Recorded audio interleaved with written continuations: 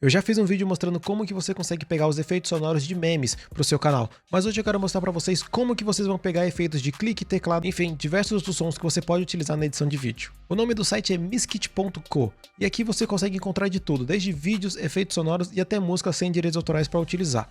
Eu gosto muito de utilizar ele para sound effects, então eu coloco aqui, por exemplo, clique, e ele vai mostrar para mim diversos cliques. Alguns são pagos, mas muitos daqui você consegue encontrar de graça. Por exemplo, e tem diversas variações, como por exemplo esse de arcade, esse aqui de câmera, enfim, diversos outros que você pode acabar encontrando. E aí, o que achou dessa dica?